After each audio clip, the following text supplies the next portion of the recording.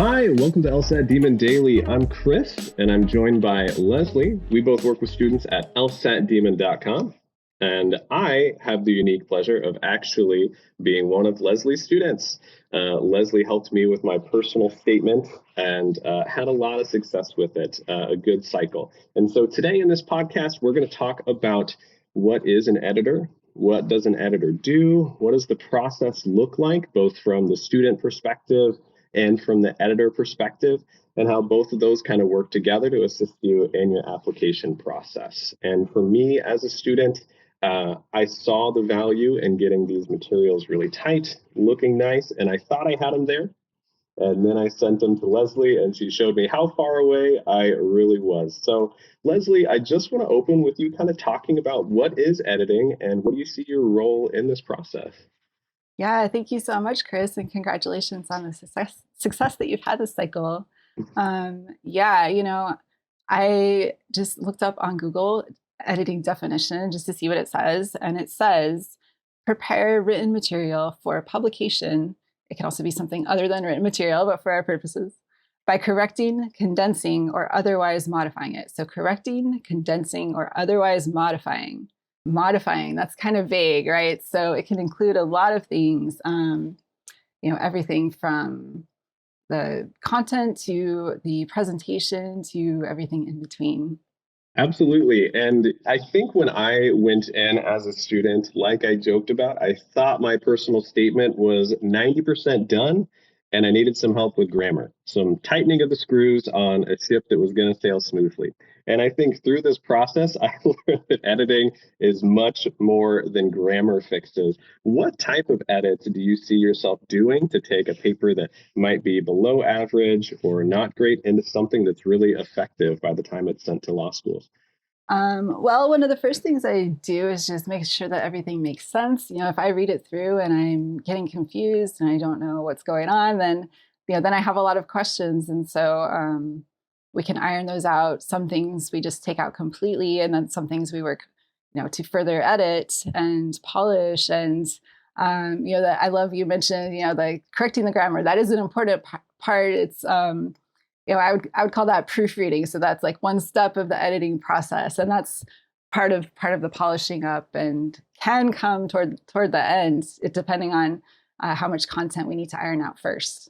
Yeah, and I think by the end of our time working together, and I think we ended up doing maybe 3 or 4 edit rounds back and forth because we just kept having more opportunities with some of this content that we'll touch on in a second. But I think I came to realize that the editor role is a lot more similar to almost like a translator. You're trying to get in touch with what's the student's voice, what's their story, what's their skill set, what are they trying to communicate? And then what's the channel that needs to be communicated in, and what are the conventions of that law school admissions channel? And how do you get from A to B in the most effective way possible that's engaging and something that'll lead them to success? So as we think about that channel, the law school admissions personal statement, what are some general things you think that lead students to success in those personal statements to law schools? Yeah. Well, one thing that Nathan loves to say is put your best foot forward. So focusing on things you did that are impressive, or if you don't think you have something impressive, at least something that was good, that was not bad. um, yeah, thinking that remember your audience. That's another one that Nathan likes to say. Just remember who you're talking to. What is a law school professional going to find interesting? A lot of times we're talking about um, things we've done professionally. It doesn't have to be that, but that just shows that you're serious, and that talking about your career in a personal way, yeah, just shows you're serious, and that you're ready for this. Absolutely. And I think that was something I learned more about through our process. You learn about ways to write in so many different ways in your life for different mediums. So you're writing in school, you're writing for essays and things in college, and then writing the law school personal statement, something that's totally different. So I considered myself a really good writer who's had a lot of practice, got a history degree. It's all about writing. And then we get into law school personal statements, and I realized so much of what I did didn't necessarily translate to that specific application. So what are some common things you see students maybe not do well in personal statements as you're doing these edits that maybe they could look at proactively as they're writing? What are some of the common mistakes or tropes people fall into writing? Yeah, well, you brought up your own, and I think so. Just to say that, I think with yours, Chris, you had a great start. You were talking about something professional that mattered, and you could start to see that in what you had written. But it was finding the right details to share. What is someone going to want to know more about? And so it really does kind of take someone else to point that out to you, and you can get your friends and family to do it, but they may be overly nice, or they may just not know what a law school really needs to know about, even if you've already picked out a great anecdote to share. Some of the other common things that I often find myself changing, making sentences shorter, just taking out extra words. You're picking something that, yeah, I talked about putting your best foot forward, but also that has some kind of result to show, some kind of ending. The ending, working toward your whole essay should be working toward the ending, and so we need to have something that we're working toward. The end of the anecdote can just very easily be the end of the essay if you got results from something, or that there's something to point to out of the story that you can tell for your personal statement. So that's kind of our approach to writing the personal statement, and it just always depends on the student. So students are welcome, of course, to get in touch with me, but for you, Chris, we're gonna, I think, take a look in a minute at yours specifically so we can get some examples. Yes, much to my dismay and painfully, we're going to look at my personal statement when I first sent it to Leslie. We're going to read through the first paragraph and the end, looking at what I thought was a completely done, totally finished, ready to send to Harvard, Yale essay. And then we're going to compare how it happened after the first edit round and all the lessons learned across the way. And just for your perspective, listeners, I think this is a good exercise for all of us to do, to look at your writing, share it with people, whether it's painful or not, so that by the end you get the result you need. And whether it's LSAT study, whether it's getting your GPA tight, whether it's getting your personal statement as good as it needs to be, some parts of that process will cause discomfort and pain. So this is one where I'm going to feel a lot of discomfort, but we're going to go ahead and do it for the benefit of our community here. So Leslie, I'm going to go ahead and read through the first paragraph of my original essay. Try not to cringe or throw up going through it, and then we'll talk about some of the edits that we did. So this is the opening to my first personal statement. It was so late when the duty phone rang that my blurry vision prevented me from reading the tiny flip phone display. Answering the call, I heard the hurried voice of my graduate school colleague asking me to come handle a situation. Our office was located in a dimly lit residence hall basement at the end of a long cinder block hallway. As I walked down the hall, I couldn't help thinking how thoroughly unprepared I felt. Just 3 weeks before, I had driven an overstuffed, rusty Chrysler 8 hours to take charge of a residence hall in Lawrence, Kansas, with a population higher than the town I'd lived in for 18 years. She was already seated and waiting for me when I entered my office. With a halting voice, she told me quietly about the worst night of her life. 3 other women came forward that same night to disclose sexual assault experiences from their first week on campus. This was my introduction to a university Title IX investigation process that would come to define much of my later work. Leslie, as an editor, I thought this was perfect round one. How does this strike you on a first read through? Well, I want to say, not a bad start, really. You got some, well, I mean, first of all, you got some words down on paper, which is one of the hardest parts, or on the screen, I guess we should say. But one of the first things that pops out to me is that was all one paragraph, and that is just way too long. That's so much to digest. Kind of along with that, it's also just a bit too kind of dramatic. We don't know what's going on for the first several sentences. We have to wait until later in the paragraph to find out, why this is happening. You're walking down a hallway, are you in a haunted house? I mean, that sounds silly, but like it could really pop into someone's mind. So you really just want to lay it out from the beginning. A couple of other things to mention. You say, as you're walking down this dark hallway, I couldn't help thinking how thoroughly unprepared I felt. So, there's just no reason to say anything disparaging about yourself at all in your personal statement. And this is common, I think, because people want to kind of show how much they grew in the position or something like that. But, really just show who you are today. Show show it from your eyes today, looking back, so that they can see who you are today. So, one other thing, when you bring up the student that you're working with, you mentioned, she was already seated and waiting for me. We don't know who she is. Let's always define who the nouns before we switch to a pronoun. So yeah, those are just a couple of the main things that popped out. But also, great. I said great start, but also great opportunity to expand. It is going to, by the end of this long paragraph, they are going to be curious to know more. It's just the problem is if they get distracted before they get to that, because these are busy people. They're reading a lot of these. Yes, and being very kind, definitely have words on paper. Some of them are good. But what I learned, I think, in the process of seeing your edits is that a lot of it is sifting for what's quality, refining it, polishing it up, cutting everything else. It's like panning for gold. And then once you get that nugget, that's what you want to build around. And so I think I love that. were Yes. some nuggets here that we found, but there was a lot of chaff that we had to separate here, a lot of words that were totally unnecessary, right? And so that gives us space to add more content. So Leslie, can you talk about what is that process of identifying gems? What are you looking for? And then how do you refine and restructure moving forward? Sure. Yeah.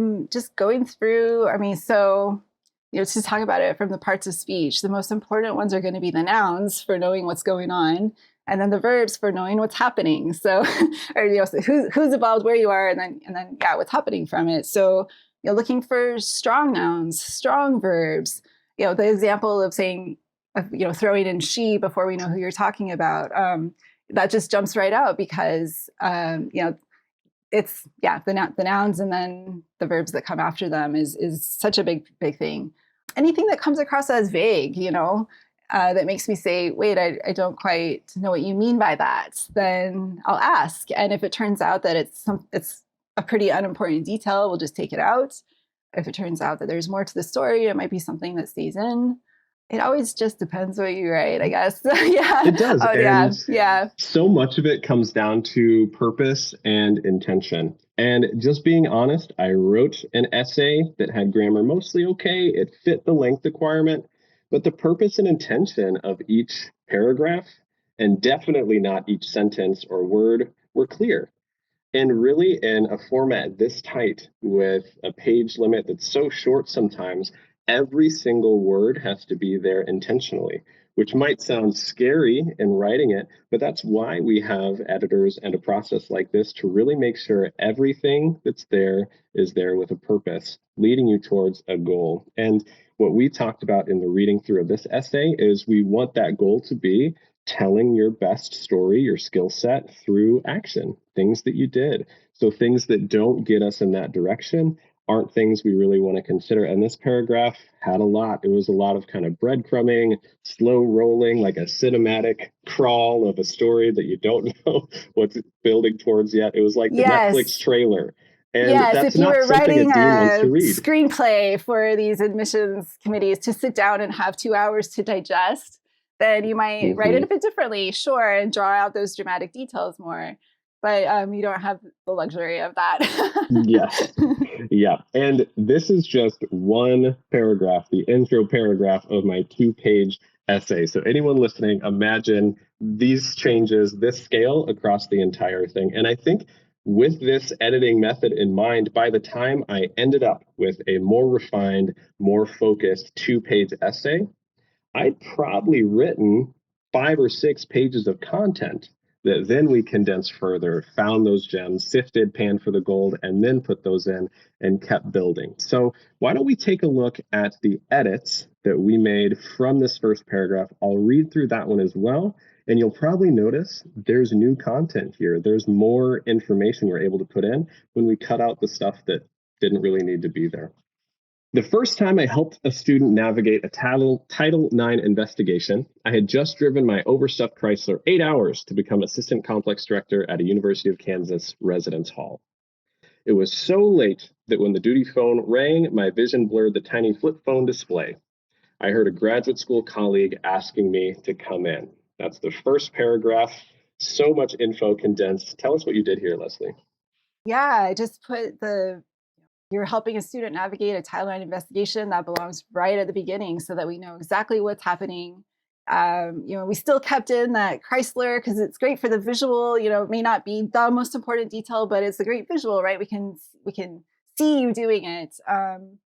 And just made this opening paragraph shorter so that we get more bang for the buck right away. Absolutely. And I think one of the great things that this paragraph did is it took a lot of those gems and nuggets from that entire 11-line monster paragraph before, front-loaded the action right at the beginning. So if a dean got distracted, if an admissions committee person had to walk away from that first sentence alone, they know exactly what's being written about here. Whereas in the other one, they had to read 10 and a half lines before they understood, oh, this is a Title IX investigator who was doing some work, which is an amazing change. Yeah. Yep. And we have a couple more paragraphs in our intro here, but just look at the density in this one and how action loaded it is. So the second paragraph we added says, our office was located in a dimly lit residence hall basement at the end of a long cinder block hallway. The student was already seated and waiting for me. With a halting voice, she told me quietly about the worst night of her life. Talk to me about this one. So it's very short. It's just 3 lines long, but we're introducing someone, the student. Now instead of she, it's the student was seated and waiting for me. So we know what's going on. It's action. It takes us through then to for you to expand more about it, which we then do in the next paragraph. Yes, and I think this shows how a good editor still tries to capture as much of the voice and intention of the original writer as possible. And I think, Leslie, you probably identified quickly, I wanted to be a little narrative here, and I wanted to tell a bit of a story. And so you condense that story as much as you possibly could in, these short sentences in this paragraph to still give it kind of that narrative feel without having to be that massive 11-line monster we saw in that original paragraph. Absolutely. I'm sure you could certainly make a case that an intro doesn't need to be this narrative and visual, but it was something I wanted to do as a student, and that was still preserved in the editing process.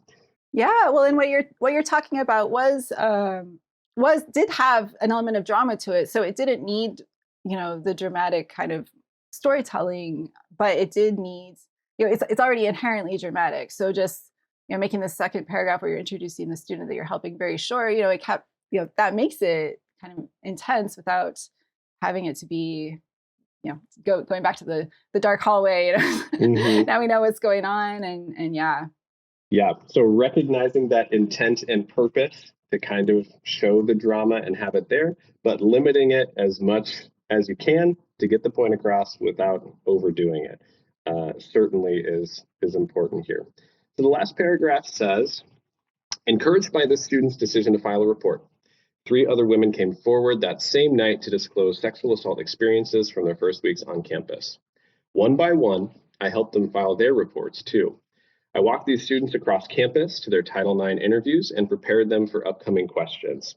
I joined their meetings and helped them formulate responses. After these difficult meetings, I directed students to campus counseling and gender support resources. The university ultimately decided in favor of these women. Talk to me about this one. Yeah, so those last few sentences that you added here, all of that were things that we didn't know at all in the original paragraph, and they're all things that actually show, why you were an important and integral part of these people's experience and what you did in your role, which just every single sentence, we learn something important about you, what you're capable of, your skill set, and we learn about it in the context of, that narrative of what's happening with that first night that you arrived there.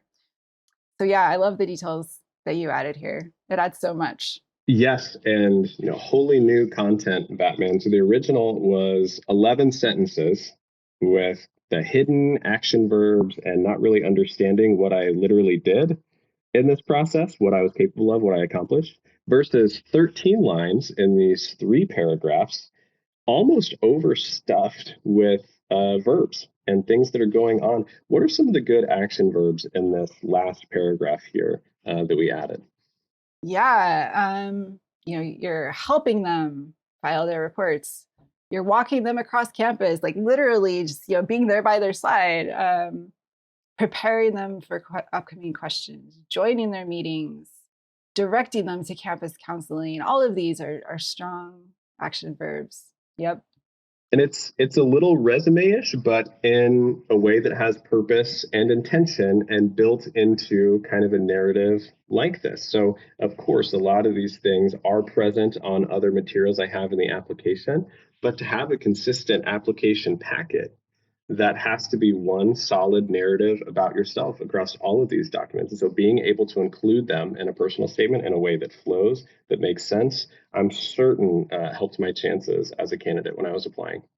Yeah, and hopefully it's actually not exactly how you say it on your resume. I mean, it may be referenced that that's of course what you do, but that these details I would think would be much more detailed, get into details that you wouldn't have shared on the resume about it. So that if you can imagine that, I'm reading your resume and I see something that pops out at me and I think, oh, that sounds really neat. I would love to know more about what he did there. Then it's like the personal statement is 2 pages of that, 2 pages of the most interesting thing on your resume is one way to look at it. Precisely. So that, yeah, it's consistent, but showing it off in a different way. Absolutely. And so what we can see between this first paragraph edit and the second one is Leslie was excellent, not accident, excellent at preserving the voice and the narrative I wanted as a student while translating it to the medium of the law school personal statement, which should be action forward, direct, have information that speaks to your abilities and skill set. And in doing so, created so much more room for new content for me to add, which goes to, my original misconception as a student. I thought this thing was mostly done. Like I was really done writing by the time I sent it to Leslie. And then I was like, holy cow, I am looking at 1.5 pages that I need to write, but I'm able to write better once the purpose of this first paragraph is defined. Once I have this to kind of say, okay, this is how things should go. This is how they should read. This is how I should include information. And so as you edit, you become a better writer in that individual document. And it allows you to build that into that solid, purposeful document with intent going forward.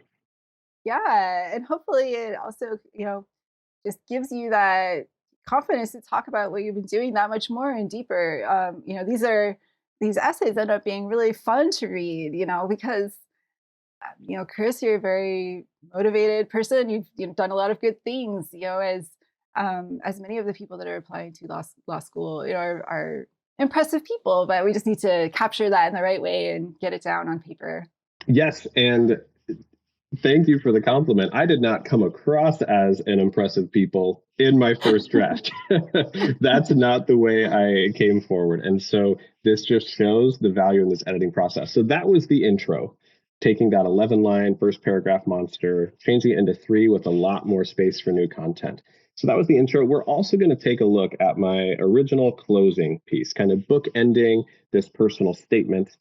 So the original close I had to this document said, my experiences on campus have given me a deep appreciation of the complexities of law, policy, and identity.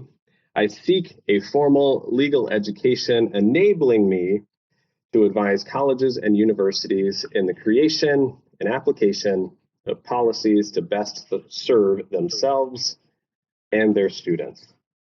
So not long, but not great either. What do you think about these 3 lines? Well, the thing that stands out to me right away is that you talk about, your experiences have given you something, and that's passive voice. We always want to be remaining active. You then go on to say that you're seeking a formal legal education that will enable you. Seek is active. That's good. You say you're seeking, but it will enable you to. Is just to me is not as strong as it could be. So just really staying strong all the way to the end and staying active and forward thinking all the way to the end. Yeah. And so passive voice, as soon as I went into this sentence, just kind of smacked me in the face. It was so passive. Things happened to me, which then gave me a skill set. And I want some education that's going to give me something else, right? I'm not doing anything. But this is still a paragraph that can end with me doing things. So let's look at our edit here. It says, having responded to critical campus incidents for 5 years, I have developed a deep appreciation of law, policy, and identity. I seek formal legal education to better advise colleges and universities in creating and applying policies to best serve them and their students. Talk me through this one. Sure. So, we go from my experiences on campus have given me to, now having responded to critical campus incidents for 5 years, that's, not that we want to rehash what happened in the rest of the essay, but, for 5 years, that's a solid amount of time. And this, instead, it's so much more specific than just my experiences. I have developed. So instead of they've given you an appreciation, I have developed a deep appreciation of law, policy, and identity so that it's active. That shows the work. It shows you've done work to get there. All the work that we just read about in the essay. I seek formal legal education to better advise colleges and universities. Reminding that we actually, saw you in a college and university job, so that this is something that you have experience in. Once again, and then changing to advise colleges and universities in the creation and application of those nouns, creation and application of, just kind of awkward and sound, it's a mouthful. We change that to in creating and applying policies to keep it active. It's now active. So keeping it active all the way to the end. And yeah, it shows it isn't long, but you're saying, you're making it clear that you kind of know what you're getting into. And this is the conclusion that we've been building up to for the whole essay. So it isn't difficult to prove. It's easy to prove this conclusion because we've been reading all of the proof all along the way. Yes, you don't want your conclusion to feel like a left turn out of nowhere. You would like to build a narrative that kind of distills down into what that conclusion is that they almost already expect from reading your materials. And so this one, much more action forward. And they were all very small changes that, so it doesn't always have to be big changes. Sometimes a little tweaks make all the difference. They do. I had a history professor in undergrad that in my research and writing class that would be ashamed to see the way I wrote my original, because he used to challenge us to write our papers with no prepositions. And the person who wrote a paper with the fewest prepositions would always get celebrated in class. And just looking at the difference between in the creation of and application of policies compared to in creating and applying policies, it just sounds better. And so that also allows you to not be passive, to be more active in how you're writing, just by looking at one of the smallest pieces of language and prepositions. Absolutely. Yeah. Kudos to that professor. Yeah. Yeah. And Leslie and I were joking as we were preparing this episode that there are still changes we would love to make in both of these segments, and the first paragraphs and the closer here, and that sometimes editing is just more a function of time than perfection. You can almost always keep reading and always keep finding new edits and changes to make. Leslie, when you're working on an essay like this, how do you know when to stop? Yeah. So, ideally, we do just keep going until neither of us have any more changes to make. So, that is different for everybody. Talking about it time wise, because if it's an hourly thing, it's no commitment. You just go hour by hour and do however many hours you want to do.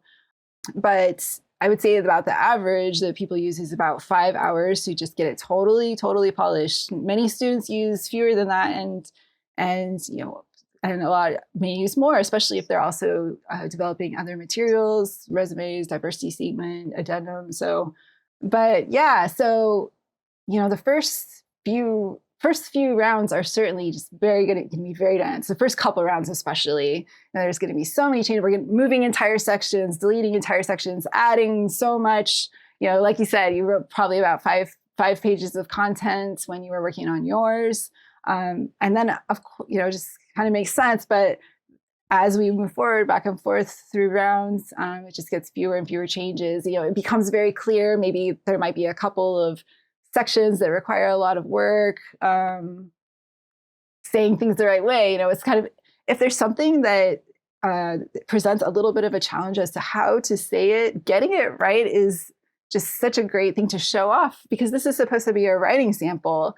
I've worked with students that this one student was designing a piece for an equipment. And so we had to describe what it was about the piece that had broken, and how she needed to design it to fit it in, which may not sound like it has anything to do with law, but it shows attention to detail. I mean, it shows so many things, and writing about it was just such a great way to show your ability to write about difficult things that may be difficult to describe.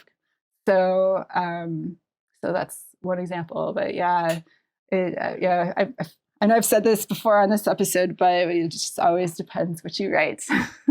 Absolutely. And, I certainly could have used another round or two of edits going through here, but I can't tell you how accomplished I felt on the later rounds we did when the comments weren't, delete, move, shift, and they're more like, you could do this, or you could go this way, or you could make this change or that change.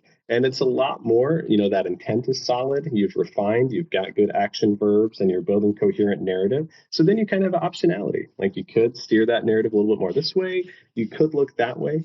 And that to me showed me like, wow, I'm really close to creating that structured piece that has my voice and it fits the medium, and something that felt really good for me and made me confident in submitting this, even if looking back, there were a couple changes I wish I would have made.